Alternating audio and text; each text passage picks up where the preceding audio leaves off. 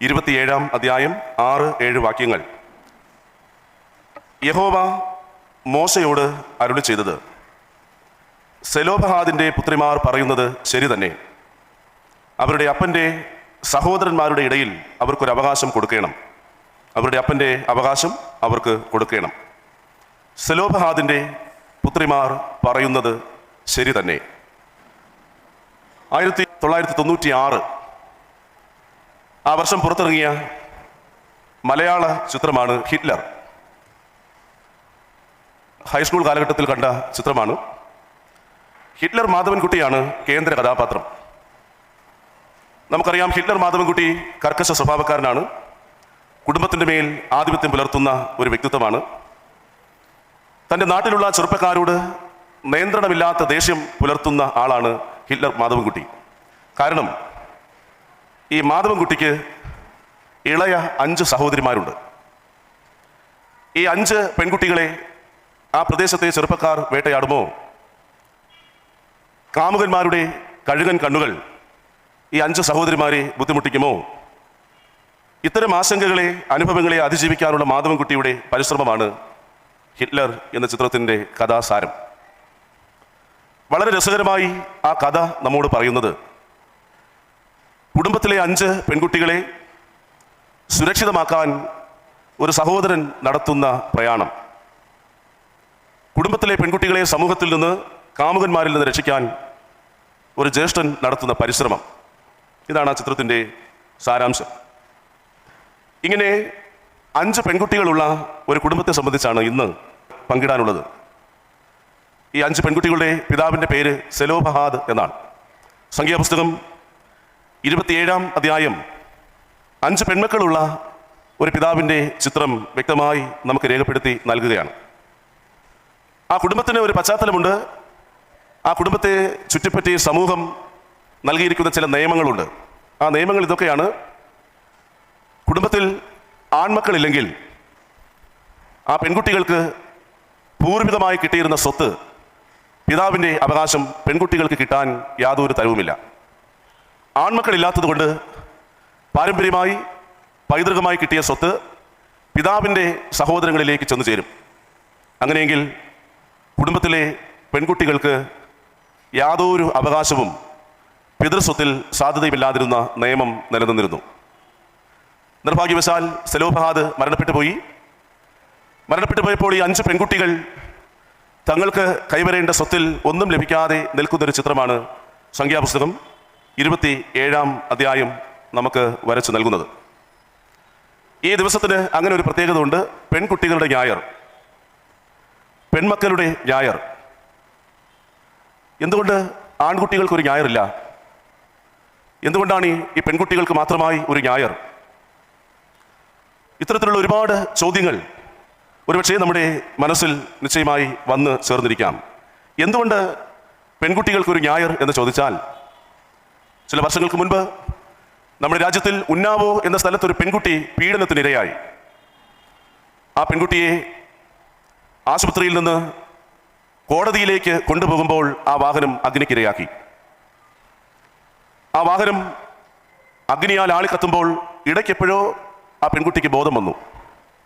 ആ പെൺകുട്ടി ബോധം വന്ന നിമിഷത്തിൽ ഇങ്ങനെ വിളിച്ച് പറഞ്ഞു: എനിക്കും ജീവിക്കണം, എനിക്കും ജീവിക്കണം എന്ന് പറഞ്ഞ് ആ പെൺകുട്ടി ഇങ്ങനെ മരണത്തിലേക്ക് വഴുതി വീണു. ഒരുപാട് ഉദാഹരണങ്ങൾ: പെൺകുട്ടികളോടുള്ള വിവേചനം, പെൺകുട്ടികളെ അടിച്ചമർത്തൽ, പെൺകുട്ടികളെ മുൻധാരയിൽ നിന്ന് മാറ്റി നിർത്തൽ. നിരവധി ഉദാഹരണങ്ങൾ വിശുദ്ധ വേദപുസ്തകത്തിൽ നിന്നും ഇന്നത്തെ സമൂഹത്തിൻ്റെ സാഹചര്യത്തിൽ നിന്നും നമുക്ക് കണ്ടെത്താൻ കഴിയും. ഒരു പെൺകുട്ടിയെ, നവവധുവിനെ പാമ്പിനെ കൊണ്ട് കടിപ്പിച്ച് ആ പാമ്പിനേക്കാൾ വിഷമുള്ള മനുഷ്യനുണ്ട് എന്ന് തെളിഞ്ഞത് നമ്മുടെ ഈ കേരളത്തിലാണ്. സ്ത്രീ ധനത്തിൻ്റെ പേരിൽ, വ്യത്യസ്തങ്ങളാകുന്ന വേർതിരിവുകളുടെ പേരിൽ എത്രയോ പെൺകുട്ടികൾ ഇന്നും വിവേചനം അനുഭവിക്കുന്നുണ്ട്. നമ്മൾ വിശ്വസിച്ചാലും അംഗീകരിച്ചാലും ഇല്ലെങ്കിലും, ഒരുപക്ഷെ അങ്ങനെ ഒരു വിവേചനമൊന്നുമില്ല എന്ന് നമ്മൾ പറയാൻ ശ്രമിച്ചാലും, വാസ്തവത്തിൽ ഒരു 2ാം തര പൗരന്മാരെ പോലെയോ, ഒരു അവഗണിക്കപ്പെട്ട, മാറ്റി നിർത്തപ്പെട്ട വ്യക്തിത്വങ്ങളെ പോലെയോ പെൺകുട്ടികൾ ഇന്നും സമൂഹത്തിൽ വിവേചനം അനുഭവിക്കുന്നുണ്ട്. എന്തുകൊണ്ടാണ് നമ്മുടെ പാർലമെൻറ്റും നമ്മുടെ രാജ്യത്തിൻ്റെ വിവിധ നിയമസഭകളും പെൺകുട്ടികളുടെ അവകാശങ്ങൾക്ക് വേണ്ടി നിയമങ്ങൾ നിർമ്മിക്കാൻ, ഭരണനിർവഹണം നടത്താൻ നിർബന്ധിതമായി എന്നത് പഠിച്ചാൽ മാത്രം മതി പെൺകുട്ടികൾക്ക് വേണ്ടി നമ്മുടെ ജീവിതത്തിൽ ഉയരേണ്ട ഐക്യദാർഢ്യം നമുക്ക് വെളിപ്പെട്ട് കിട്ടും. വാസ്തവത്തിൽ അവർക്ക് സ്വന്തമായി ഒരു സ്വത്വമോ ഒരു വ്യക്തിത്വമോ രൂപപ്പെടാൻ പ്രയാസമാണ്. ഒരു പെൺകുഞ്ഞ് ജനിക്കുമ്പോൾ ആ കുഞ്ഞിനെ നമ്മൾ പറഞ്ഞു പഠിപ്പിക്കുന്ന ശീലം, നീ മറ്റൊരു വീട്ടിൽ പോകേണ്ടവളാണ്, നീ മറ്റൊരു വീട്ടിൽ പോകേണ്ടവളാണ്.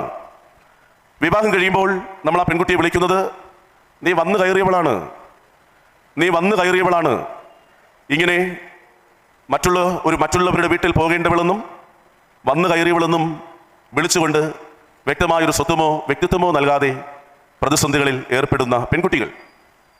വല്ലവൻ്റെയും കുഞ്ഞ് കെട്ടിച്ചയക്കേണ്ടവൾ, ഇല ചെന്ന് മുള്ളിൽ വീണാലും മുള്ള് ഇലയിൽ വീണാലും കേടുവരുന്നവർ. ഇതാണ് എത്രയോ തലമുറയായി നമ്മുടെ പെൺകുട്ടികൾക്ക് ചാർത്തി കൊടുക്കുന്ന വിശേഷണങ്ങൾ. സ്വന്തം ഗ്രഹത്തിൽ സ്വന്തം വീട്ടിൽ അന്യയെപ്പോലെ കഴിയേണ്ടി വരുന്നവൾ, മറ്റേതോ വീട്ടിലെ മറ്റാർക്കോ വേണ്ടി വളർത്തപ്പെടുന്നവൾ. ഈ പശ്ചാത്തലത്തിലാണ് പെൺകുട്ടികളുടെ ഞായർ അതീവ ഗൗരവം അർഹിക്കുന്നത്. CSI സിനഡും മറ്റ് സഭാവിഭാഗങ്ങളും ഇങ്ങനെ ഒരു ഞായർ വേർതിരിച്ചിരിക്കുന്നതിൻ്റെ കാരണം വിശുദ്ധ വേദപുസ്തകത്തിലും പെൺകുട്ടികളോട് ഐക്യദാർഢ്യം പ്രഖ്യാപിക്കുന്ന ഒരുപാട് ഉദാഹരണങ്ങൾ വിശുദ്ധ വേദപുസ്തകത്തിലുണ്ട്. അതിലേറ്റവും പ്രധാനമായി പരിഗണിക്കേണ്ട ഒരു ഭാഗമാണ് സംഖ്യാപുസ്തകം 27-ാം അധ്യായം. പെൺകുട്ടികളുടെ മാന്യത, പെൺകുട്ടികളുടെ ശ്രേഷ്ഠത, പെൺകുട്ടികളുടെ അന്തസ്സ്, അവരുടെ അഭിമാനം നിലനിർത്തേണ്ടവരാണ് നമ്മൾ എന്ന് ഓർമ്മപ്പെടുത്തുന്ന വേദഭാഗമാണ് സംഖ്യാപുസ്തകം 27. ഇവിടെ സെലോഫാദിന് 5 പെൺമക്കൾ, 5 വ്യത്യസ്തങ്ങളാകുന്ന പേരുകൾ: മഹ്ള, നോവ, ഹൊഗ്ള, മിൽക്ക, തിർസ. എന്താണ് കാരണം എന്നറിയില്ല. നമ്മുടെ പെൺമക്കൾക്കൊന്നും ഈ പറയുന്ന പേരുകളൊന്നും നമ്മൾ ഇതുവരെയും ഇട്ട് ശീലമില്ല. എൻ്റെ ഒരു സുഹൃത്തായ അച്ഛൻ്റെ പെൺമകൾക്ക് നോവ എന്ന പേര് കേട്ടിട്ടുണ്ട്.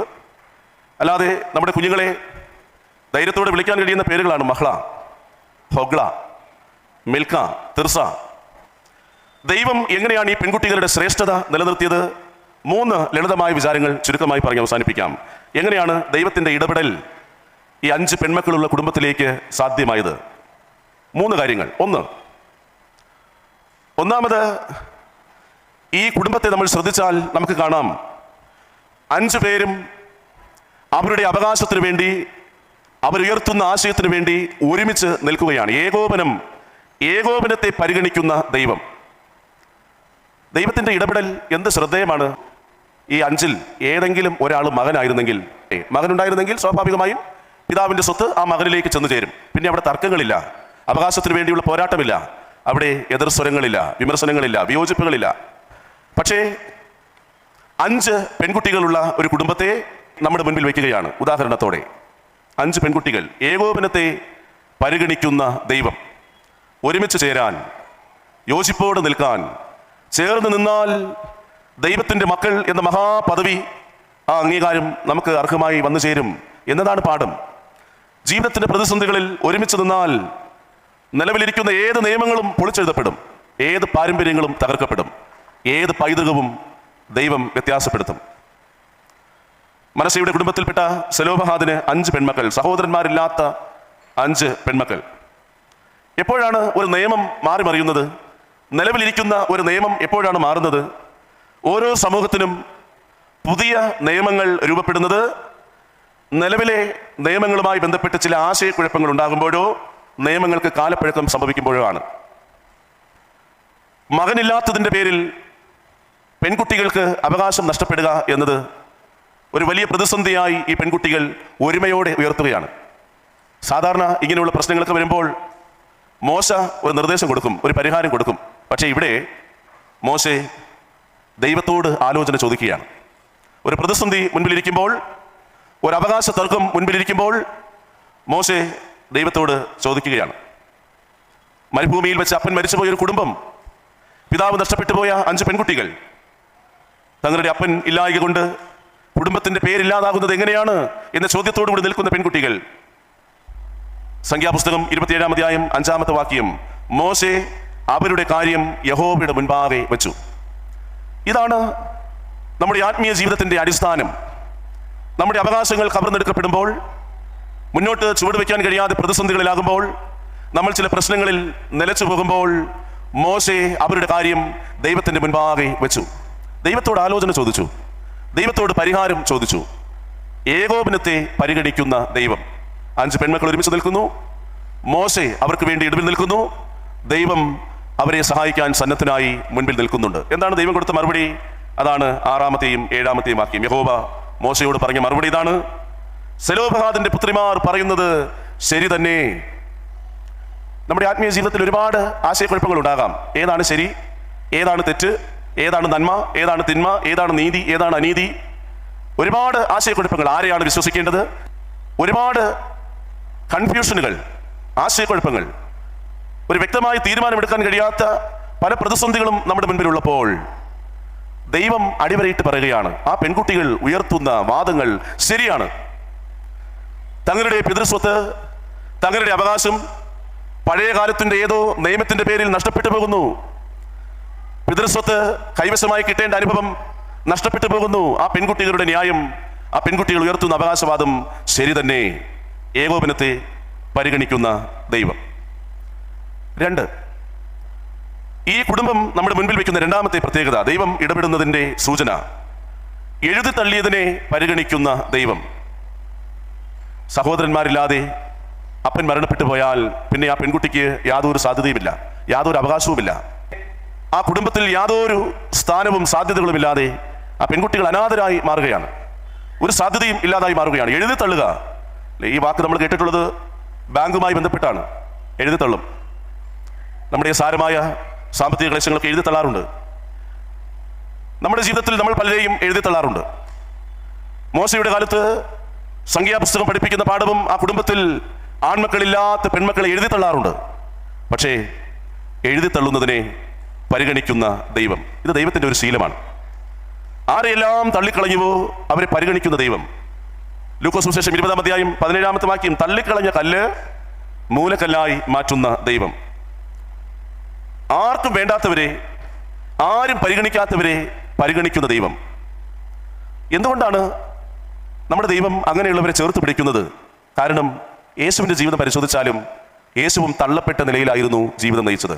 ആളുകളിൽ നിന്ന് തള്ളപ്പെട്ട യേശു, ക്രൂശീകരണത്തിൽ തള്ളപ്പെട്ടു പോയ യേശു. ക്രിസ്മസ് നാളുകളിലേക്ക് നമ്മൾ പ്രവേശിക്കുകയാണ്. പൂർണ്ണ ഗർഭിണിയായ മറിയെ പ്രസവിക്കാൻ ഇടമില്ലാത്ത തരത്തിൽ അവളെ ആട്ടി അകറ്റുകയാണ്. മാറിപ്പോകാൻ പറയുന്നു, തള്ളിക്കളയുന്നു. ശത്രുത്തിൽ നിന്ന് തള്ളിക്കളഞ്ഞു. എഴുതിത്തള്ളിയ ഇടങ്ങളായിരുന്നു ക്രിസ്തുവിൻ്റെ ജനനവുമായി ബന്ധപ്പെട്ട പശ്ചാത്തലം. അതുകൊണ്ടാണ് ഒരിടവും ഇടം കിട്ടാതെ ക്രിസ്തു ജനിച്ചു വീണത്. യേശുവിൻ്റെ ജീവിതം തന്നെ തള്ളപ്പെട്ട അവസ്ഥയിലായിരുന്നു. യേശു ഇങ്ങനെ സജീവമായി സൗഖ്യവും സമാധാനവും സ്നേഹവും പകർന്ന് ജീവിക്കുമ്പോഴൊക്കെ ഇവനാ തച്ചൻ്റെ മകനല്ലയോ? ഇതായിരുന്നു ചോദ്യം. തള്ളപ്പെടുകയായിരുന്നു ക്രിസ്തുവിൻ്റെ പ്രയാണത്തിൽ. ഒടുവിൽ മരണസമയം എത്തിയപ്പോൾ ശിഷ്യന്മാരും തള്ളിക്കളഞ്ഞു. ക്രൂശിക്ക എന്ന് വിളിച്ചുകൊണ്ട് ജനങ്ങൾ തള്ളിക്കളഞ്ഞു. ധനവാന്റെ വീട്ടിലെ ലാസർ തള്ളപ്പെട്ടവനായിരുന്നു. ഉൽപ്പത്തി പുസ്തകത്തിലെ യോസഫ് എഴുതിത്തള്ളിയ ഒരു വ്യക്തിത്വമായിരുന്നു. ബെഥസ്ദ കുളക്കരയിലെ തളർവാദ രോഗി തള്ളിക്കളഞ്ഞ ആളായിരുന്നു. സക്കായി തള്ളപ്പെട്ടവനായിരുന്നു. പൗലോസ് തള്ളപ്പെട്ടവനായിരുന്നു. എഴുതിത്തള്ളിയതിനെ പരിഗണിക്കുന്ന ദൈവം. അതാണ് സെലോഫഹാദിന്റെ പുത്രിമാരെ തങ്ങളുടെ അവകാശത്തെക്കുറിച്ചും തങ്ങൾക്ക് കിട്ടേണ്ട പാരമ്പര്യമായ സ്വത്തിനെക്കുറിച്ചും വ്യക്തമായ ബോധ്യം നൽകി അവർ പറയുന്നത് ശരി തന്നെ എന്ന് ദൈവം അടിവരയിടുന്നത്. മനുഷ്യർ തള്ളിക്കളയും, പക്ഷേ ദൈവം പരിഗണിക്കും.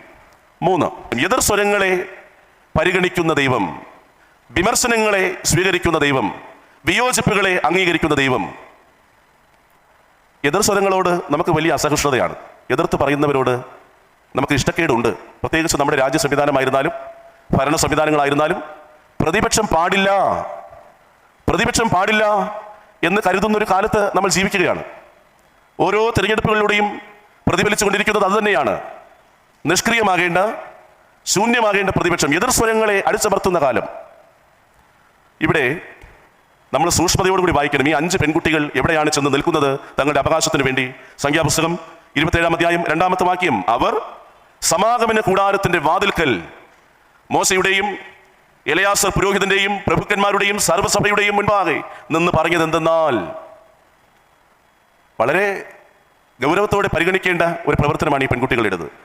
സമാഗമന കൂടാരം, ആലയവുമായി ബന്ധപ്പെട്ട് മോശ ഉൾപ്പെടെയുള്ള ആളുകൾ, എലിയാസർ പുരോഹിതൻ, പ്രഭുക്കന്മാർ, സമൂഹത്തിലെ ഉന്നതരായ ആളുകൾ, അധികാരികൾ. ആ സാഹചര്യത്തിലാണ് 5 പെൺകുട്ടികൾ പറയുന്നത്, ഞങ്ങൾക്ക് ചില കാര്യങ്ങൾ പറയാനുണ്ട്. ഞങ്ങളുടെ ജീവിതത്തിൽ ഞങ്ങൾക്ക് സംഭവിച്ച അനീതിയെക്കുറിച്ച് ഞങ്ങൾക്ക് വിളിച്ചു പറയാനുണ്ട്. ഞങ്ങളുടെ ജീവിതത്തിൽ സംഭവിച്ചിരിക്കുന്ന അവകാശ ലംഘനത്തെക്കുറിച്ച് ഞങ്ങൾക്ക് പറയാനുണ്ട്. പക്ഷേ ആ എതിർ സ്വരങ്ങളെ പരിഗണിക്കുന്ന ദൈവം, വിയോജിപ്പുകളെ അംഗീകരിക്കുന്ന ദൈവം, അതാണ് നമ്മുടെ ദൈവത്തിൻ്റെ പ്രത്യേകത. വാസ്തവത്തിൽ ഈ പെൺകുട്ടികൾ അങ്ങനെ ഒരു എതിർ സ്വരം ഉയർത്താതിരുന്നുവെങ്കിൽ എന്നേക്കുമായി അനാഥത്വത്തിൻ്റെ, ഒറ്റപ്പെടലിൻ്റെ ജീവിതത്തിലേക്ക് അവർ ചുരുങ്ങിപ്പോയേനെ. പക്ഷേ നിവർന്നു നിന്ന് സർവ്വസഭയുടെ മുൻപാകെ ഞങ്ങൾക്ക് ചിലത് പറയാനുണ്ട് എന്ന് പറയുന്നിടത്താണ് ദൈവത്തിൻ്റെ നീതി വെളിപ്പെടുക. എതിർ സ്വരങ്ങളെ പരിഗണിക്കുന്ന ദൈവം. ഒരു പ്രതിപക്ഷ ബോധം നമുക്കുണ്ടാകണം. കേൾക്കുന്നതെല്ലാം അപ്പാടെ വിശ്വസിക്കുകയും കാണുന്നതെല്ലാം ശരിയെന്ന് കരുതുകയും ചെയ്യുന്ന ഒരു കെട്ട കാലത്ത് ശരി ആയതിനെ മാത്രം ശരിയായി പരിഗണിക്കാൻ, നീതി എന്നതിനു വേണ്ടി നിലപാടെടുക്കാൻ ഈ പെൺകുട്ടികൾ നമുക്കൊരു പ്രചോദനത്തിൻ്റെ മാതൃകയാണ്. ആരൊക്കെയോ ഇത്തരം ചില നിലപാടുകൾ ഉയർത്തിയതിൻ്റെ ജീവിതമാണ് നമ്മൾ ഇന്ന് അനുഭവിച്ചുകൊണ്ടിരിക്കുന്നത്. മറയ്ക്കുന്നതിന് കരം കൊടുക്കണമായിരുന്നു, കപ്പം, നികുതി. നമ്മുടെ ആലപ്പുഴ ജില്ലയിലെ ചേർത്തല എന്ന സ്ഥലത്തെ വാസിയാണ് നങ്ങേലി. നങ്ങേലിയെക്കുറിച്ച് പല സർവകലാശാലകളിലും ഇപ്പോൾ പഠനമുണ്ട്. നങ്ങേലി തിരുവിതാംകൂറിൽ 1800-ന്റെ ആരംഭത്തിൽ താഴ്ന്ന ജാതിയിൽപ്പെട്ട സ്ത്രീകൾക്ക് മാറുമറയ്ക്കാൻ അവകാശമില്ലാതിരുന്ന കാലം. മാറുമറച്ചാൽ കപ്പം കൊടുക്കണം, കരം കൊടുക്കണം, നികുതി. അവളെ തേടി രാജാവിൻ്റെ നികുതി പിരിവുകാരെത്തി. പക്ഷേ അവളുടെ നിലപാടിൽ ഉറച്ചു നിന്നു, നികുതി കൊടുത്തില്ല. പകരം മൂർച്ചയുള്ള അരിവാള് കൊണ്ട് മാറ് മുറിച്ച് ഒരു തൂശനിലയിൽ വെച്ചു കൊടുത്തു. ചോര വാർന്ന് കുറച്ചു കഴിയുമ്പോൾ നങ്ങേലി മരിച്ചു വീണു. തകർന്നുപോയ അവരുടെ പുരുഷൻ അവിടെ ചിതയിൽ ചാടി ജീവിതം അവസാനിപ്പിച്ചു. ചേർത്തലയിൽ പാർത്തിരുന്ന നങ്ങേലി, ആ ദേശം എന്നറിയപ്പെടുന്നത് മുലച്ചിപ്പറമ്പ് എന്നാണ്.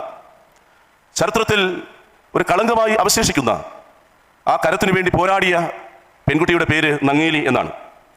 അധികം താമസിക്കാതെ തന്നെ ഈ കരം പിൻവലിക്കേണ്ടി വന്നു, നിരോധിക്കേണ്ടി വന്നു. അങ്ങനെയെങ്കിൽ ഈ ചിന്തകളെ നമുക്കിങ്ങനെ ഉപസംഹരിക്കാം. എത്രയോ പേർ പന്തങ്ങളായി കത്തിയമർന്ന വെളിച്ചത്തിലാണ് നമ്മൾ ഇങ്ങനെയൊക്കെ കുറച്ച് തലയുയർത്തി പിടിച്ചും നട്ടെല്ല് നിവർത്തിയും ജീവിക്കുന്നത്. എത്രയോ പേർ പന്തങ്ങളായി കത്തിയമർന്നതിൻ്റെ പരിണിത ഫലമാണ് നമ്മളിങ്ങനെ തലയുയർത്തി പിടിച്ചും നട്ടെല്ല് നിവർത്തിയും ജീവിക്കുന്നത്. 3 കാര്യങ്ങളാണ് പെൺകുട്ടികളുടെ ശ്രേഷ്ഠത വാനോളം ഘോഷിച്ചുകൊണ്ട് ദൈവം സംഖ്യാപുസ്തകം 27-ാം അധ്യായത്തിൽ പ്രവർത്തിച്ചത് രേഖപ്പെടുത്തിയത്. 3 കാര്യങ്ങൾ. 1, ഏകോപനത്തെ പരിഗണിക്കുന്ന ദൈവം. നിഷേധിക്കപ്പെടുന്ന അവകാശങ്ങളിലും പരിഹാരമില്ലാത്ത പ്രതിസന്ധികളിലും ഒരുമിച്ച് നിൽക്കുന്നിടത്ത് ദൈവത്തിൻ്റെ വലിയ പ്രവൃത്തി വെളിപ്പെടുക തന്നെ ചെയ്യും. 2, മനുഷ്യർ എഴുതിത്തള്ളിയാലും, മനുഷ്യർ നമ്മെ ആട്ടി അകറ്റിയാലും എഴുതിത്തള്ളിയതിനെ പരിഗണിക്കുന്നൊരു ദൈവം നമുക്കുണ്ട്. 3, എതിർ സ്വരങ്ങളെ പരിഗണിക്കുന്ന ദൈവം, വിമർശനങ്ങളെ, വിയോജിപ്പുകളെ സ്വീകരിക്കുന്ന ദൈവം. പെൺകുട്ടികളോട് നമുക്ക് ഐക്യദാർഢ്യം പുലർത്താം. 2ാം തരം പൗരരെ പോലെ കാണാനുള്ള നമ്മുടെ വിവേചനമുള്ള മനസ്സിന് ഒരു മാറ്റമുണ്ടാകട്ടെ. ദൈവത്തിൻ്റെ മുൻപിൽ ആണും പെണ്ണും എന്നില്ല, ഒന്നാണ് എന്ന ശ്രേഷ്ഠമായ വചനം നമ്മുടെ ജീവിതങ്ങളിൽ ഏറ്റെടുക്കാം. അയ്യപ്പൻ അനുഗ്രഹീതനായ ഒരു കവിയാണ്. അയ്യപ്പൻ്റെ 4 വരി പറഞ്ഞ് ഉപസംഹരിക്കട്ടെ. ഇനി നമുക്കൊരു ജന്മമുണ്ടെങ്കിൽ നാം ഒരേ വൃക്ഷത്തിൽ ജനിക്കണം. ആനന്ദത്താലും ദുഃഖത്താലും കണ്ണു നിറഞ്ഞ ഒരു പെങ്ങളില എനിക്ക് വേണം. ഇനി നമുക്കൊരു ജന്മമുണ്ടെങ്കിൽ നാം ഒരേ വൃക്ഷത്തിൽ ജനിക്കണം. ആനന്ദത്താലും ദുഃഖത്താലും കണ്ണു നിറഞ്ഞ ഒരു പെങ്ങളില എനിക്ക് വേണം. ഏകോപനത്തെ പരിഗണിക്കുന്ന, എഴുതിത്തള്ളിയതിനെ പരിഗണിക്കുന്ന, എതിർ സ്വരങ്ങളെ പരിഗണിക്കുന്ന സെലോഫഹാദിൻ്റെ 5 പെൺമക്കളിലൂടെ ഇന്നും ദൈവം നമ്മോട് ഇടപെടുന്നു. ആണെന്നോ പെണ്ണെന്നോ വേർതിരിവില്ലാതെ നമ്മുടെ മക്കളെ നമ്മുടെ നെഞ്ചോട് ചേർക്കാം. ദൈവം നമ്മെ അനുഗ്രഹിക്കട്ടെ.